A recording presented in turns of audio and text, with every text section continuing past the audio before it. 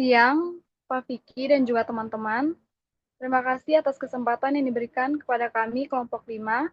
Di sini kami akan mempresentasikan hasil kerja kami tentang analisis kasus PPN. Sebelum itu, perkenalkan, di sini saya selaku Ketua Gracia Parura dan juga ada rekan-rekan saya. Saya Andi Hermawan sebagai Wakil Ketua. Saya Andreas sebagai anggota. Saya Niti sebagai anggota. Baik, itulah perkenalan tentang diri kami. Kami akan masuk dalam materi kami yang pertama, yaitu tentang latar belakang masalah. Dari latar belakang masalah ini, kami dapat ada dua, yaitu PT Nada Prima Record yang sering melakukan kerjasama dengan studio-studio kecil yang tidak memiliki PKP, sehingga dari risiko PPN tidak dapat dipungut karena tidak adanya faktur. Yang kedua, PT Daun Jaya Tembakau sering melakukan kegiatan penjualan melalui perantara dan sering terjadi keterlambatan penerbitan faktur sehingga ada resiko mismatch PPN. Next, ini materi yang kedua yaitu identifikasi rinci. Yang pertama, identifikasi subjek, pajak, dan juga status PKP. Pertama, ada PT Nada Prima Record, yang dimana ini termasuk badan, dimana otomatis subjek pajak dalam negeri. Yang kedua, bergerak di industri rekaman suara, termasuk penyerahan jasa kena pajak atau JKP.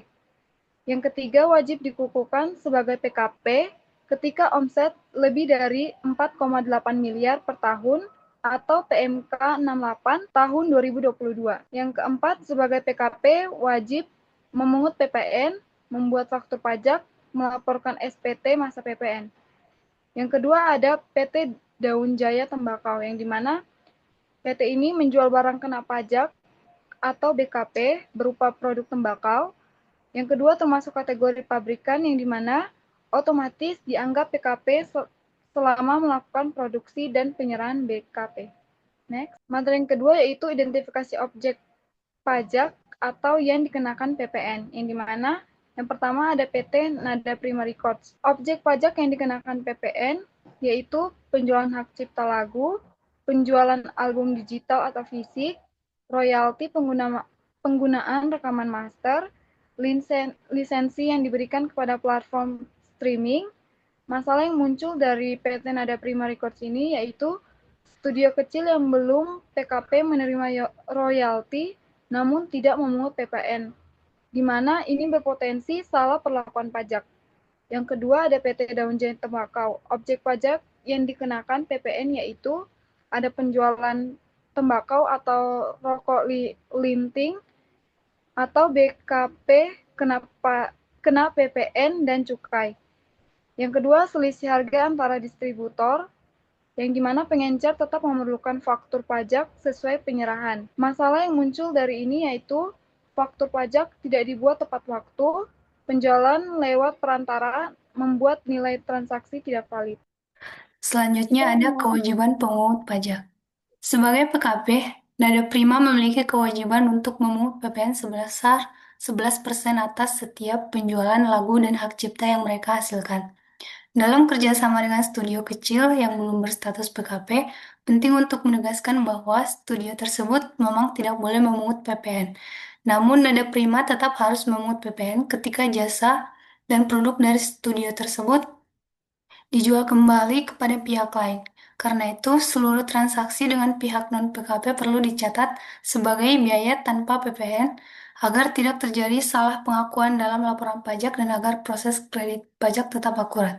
Yang kedua untuk PT Daun Jaya Tembakau, yaitu wajib memungut PPN dan membuat faktur pajak saat barang diserahkan, pembayaran diterima, dan ketika jatuh tempo atau mana yang terlebih dahulu.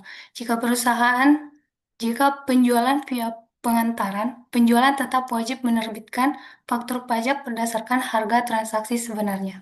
Selanjutnya untuk penghitungan PPN. Penghitungan PPN pada Nada Prima didasarkan pada nilai penjualan atau nilai royalti yang diterima. Tarif yang digunakan adalah 11%.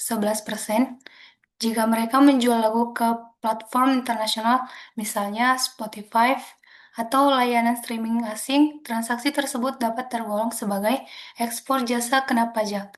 Apabila syarat dokumen ekspor terpenuhi, tarif PPN dapat menjadi 0%, yang membantu meringankan beban pajak dan meningkatkan daya saing di pasar global.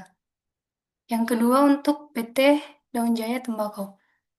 Daun Jaya tidak hanya dikenakan PPN, tetapi juga pajak cukai karena produknya adalah barang kena cukai. Dalam penyetoran PPN, perusahaan harus menghitung selisih antara PPN keluaran dan PPN masukan. Mekanisme ini memastikan pajak yang dibayarkan sesuai aktivitas ekonomi yang terjadi. Jika faktur pajak diterbitkan terlambat, perusahaan dapat dikenakan sanksi administrasi sebesar 1% dari dasar pengenaan pajaknya, dan ditambah juga dengan bunga, sehingga kepatuhan waktu menjadi aspek yang sangat penting dalam pengenaan pajak. Selanjutnya, Oke, di sini saya akan ngebahas tentang kewajiban pelaporan. Nah, jadi di kewajiban pelaporan tuh si kedua perusahaan wajib melaporkan SPT masa PPN setiap bulan. Jadi di mana si PKP itu wajib menyampaikan SPT masa PPN itu paling lambat akhir bulan gitu. Akhir bulan berikutnya gitu. Nah, SPT ini tuh berisi seluruh transaksi penyerahan BKP atau JKP, PPN keluaran dan semuanya itu di yang dapat dikreditkan gitu. Nah, jika SPT lambat, maka ada sanksinya. Yang kedua itu adalah menyetor PPN terutang paling lambat 15 bulan berikutnya. Nah, kalau misalnya ini tuh PPN yang dipungut dari pembeli harus store gitu ke kas negara gitu sebelum tanggal 15 bulan berikutnya gitu. Keterlambatan store dikenakan sanksi bunga sesuai dengan pasal 9 Undang-Undang KUP gitu. Nah, setoran yang tepat menghindarkan perusahaan menjadi dari beban denda gitu yang tidak diperlukan. Nah, masalah saat ini adalah yang di mana si eh, nada prima, nada prima ini yaitu rekanan tidak PKP atau potensi kredit pajak tidak valid, dan juga daun jaya itu adalah faktur tidak timely, beresiko eh, koreksi dan juga sanksi. Nah, di mana kalau misalnya yang rekanan tidak PKP itu kan studio kecil yang bekerja sama tidak berstatus PKP sehingga tidak boleh memungut PPN. Akibatnya si PT Nada Prima ini tidak bisa mengkreditkan PPN masukan dan transaksi link terkait. Potensi terbesar terjadi pada ketidaksesuaian itu antara pernyataan PPN masukan versus dokumen pendukungnya. Tuh. Nah, selanjutnya next. Nah, di sini risiko dan juga temuan auditor. Nah, yang pertama itu adalah risiko pada PT Nada Prima Record. Yang pertama itu ada salah perlakuan royalti dengan studio non PKP. Nah, ini tuh transaksi royalti dengan pihak non PKP itu membuat perusahaan menerima invoice tanpa PPN. Nah, risikonya tuh pencatatan bisa keliru. Bisa jika dianggap sebagai biaya yang memiliki PPN masukan. Hal ini menyebabkan potensi pengkreditan pajak yang tidak sah. Nah, yang kedua itu adalah potensi koreksi atas PPN yang tidak dipungut. Nah, jika perusahaan menjual lisensi atau hak cipta tanpa memungut PPN sesuai ketentuan, Fiskus dapat melakukan koreksi. Jadi, kita tuh dapat melakukan koreksi itu. Nah, koreksi tersebut tuh bisa menyebabkan kurang bayar PPN.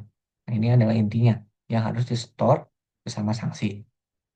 Terus yang ketiga itu ada tidak dapat mengkreditkan PPN masukan jika dokumen tidak lengkap. Nah, jika transaksi pada studio non PKP dianggap sebagai biaya PPN, tapi tidak ada faktur pajak, maka auditor akan menolak PPN masukannya. Jadi otomatis si auditor itu akan menolak si eh, masukannya. Dan juga ini mengurangi nilai kredit pajak dan meningkatkan beban PPN terutang. Terus yang ketiga itu ada risiko sanksi pasal 14 atau 13 ayat 3 Undang-Undang KUP. Nah, yang dimana pasal 13 itu adalah sanksi administratif untuk kesalahan dalam pengisian SPT atau kurang bayar. Terus kalau misalnya pasal 13 ayat 3 itu sanksi kekurangan bayar sebesar 2% per bulan hingga maksimal 24 bulan. Nah, ini tuh dapat menjadi beban gitu bagi perusahaan gitu, secara finansial. Nah, selanjutnya untuk PT Daun Jaya Tembakau, itu yang pertama tuh adalah faktur pajaknya telat. maka dikenakan sanksi administrasi gitu. Nah, si faktur pajak harus diterbitkan paling lambat H+7, H setelah 7 setelah penyerahan gitu. Itu adalah wajib. Jika dibuat lewat, dapat dikenakan sanksi administrasi berupa denda presentasi dari si DPP-nya.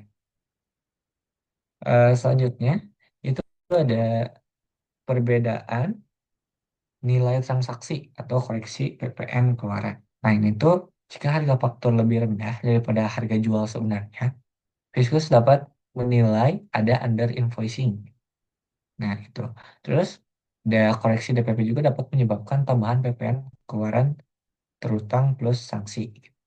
Nah, kegiatan itu dianggap sebagai manipulatif jika tidak didukung dengan dokumen yang jelas. Jadi, kalau misalnya memang ada dokumen yang jelas, maka itu dianggap sebagai manipulatif. Gitu. Nah, terus yang terakhir itu ada penjualan melalui perantara. Rawan under invoicing. Soalnya udah dibahas juga tadi sama aku. Jadi, di mana kalau misalnya penjualan lewat perantara, membuat jalur distribusi gitu adanya jembatan menjadi panjang dan tidak transparan. Gitu. Nah, data penyerahan barang, harga, dan waktu transaksi rentan tidak sinkron tentunya. Maka auditor dapat menemukan mismatch antara data stok, laporan penjualan, dan juga faktur pajak. Nah, itu risikonya tinggi terjadinya pengindaran pajak gitu. Jadi ini tuh risikonya sangat tinggi untuk manipulasi pajak. Mungkin sekian, selanjutnya dilanjut oleh teman saya.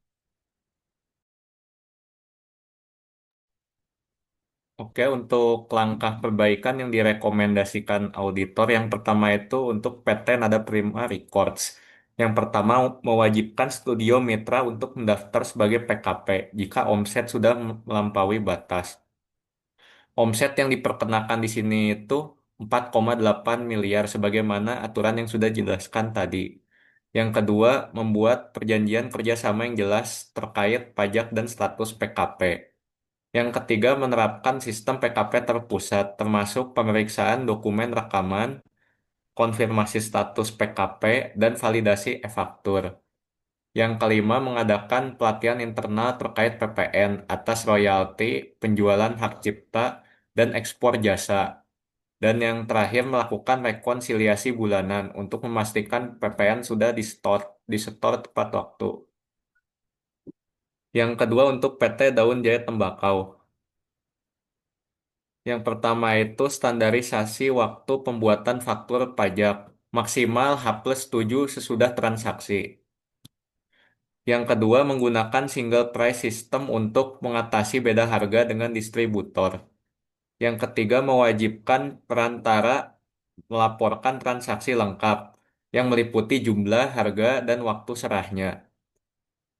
Yang kelima, merekonsiliasi stok dan faktur pajak untuk mencegah under-reporting. Lalu selanjutnya adalah upgrade sistem ERP agar faktur dapat dibuat otomatis dan transaksi penjualan tercatat secara real-time. Dan yang terakhir, mensosialisasikan aturan PPN dan cukai kepada seluruh staf. Lalu untuk dampak bagi perusahaan dan negara. Dampak bagi perusahaan yaitu mengurangi risiko sanksi pajak dan denda, membuat laporan keuangan lebih akurat, meningkatkan kredibilitas saat diaudit, menghindari koreksi fiskus yang dapat mengurangi laba, dan memastikan hubungan dengan bisnis tetap legal dan tertib. Lalu dampak bagi negara. Yang pertama itu penerimaan PPN lebih optimal, mencegah kebocoran pajak, meningkatkan kepatuhan sektor industri, kreatif dan manufaktur, dan mendukung penerimaan cukai tembakau.